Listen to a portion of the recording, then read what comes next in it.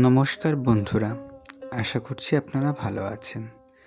আজ আমি যাচ্ছি আমার বন্ধুর বাড়ি, কমলের বাড়ি। ওর বাড়ি বসিরহাট নেওড়া দিঘির ধার। কমল আমার কলেজের বন্ধু। ওর আরও একটি পরিচয় হলো, ও খুব ভালো প্রতিমা শিল্পী। আমাদের বাড়ির জগদ্ধাত্রী ওই তৈরি করে। এই দেখুন, ওদের বাড়ি চলে এসেছি।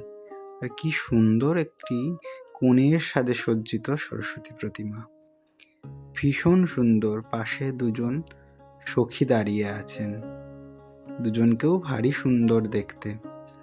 সব থেকে বড় কথা, ওদের চোখ এবং কাপড় পরানোর ধরন, এই দুটিই আমার বেশি ভালো লাগে।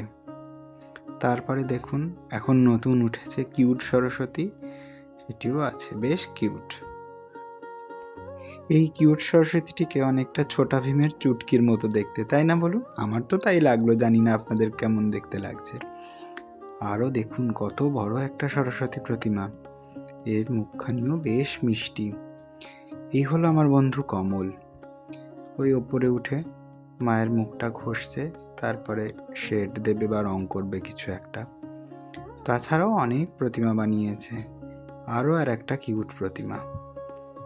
তাছাড়া অনেক ছোট ছোট, বড়, মেজো, এরকম অনেক প্রতিমাই রয়েছে। আপনাদের সকল প্রতিমাগুলো একটু একটু করে দর্শন করিয়ে দিচ্ছি।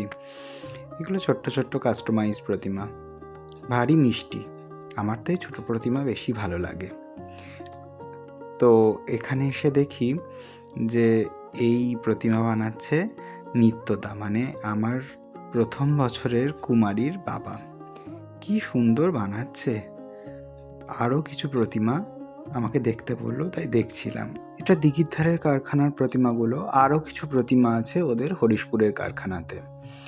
এই সরস্বতীটির যে বেদিটা রয়েছে, সেটা আমি একটু রং করে দিচ্ছিলাম। আসলে শান্তনু রং করছিল, তো আমি বললাম দে আমিও একটু তোদের হেল্প করি। তো হেল্প করছি, করতে করতে বলছি বাবা কি খাটনি, আসতে না আসতেই আমাকে কাজে লাগিয়ে দিল। এইসব বলছি, তখন শান্তনু বলছে তোমাকে কে কাজ করতে বলেছে, নিজে থেকেই বলে আবার নিজেই গান গাইছো। যাই হোক, একটু মজা করছিলাম, তো তাড়াতাড়ি করে নিয়েছিলাম। এমন কিছু কঠিন কাজ তো নয়, যে কেউ পারবে।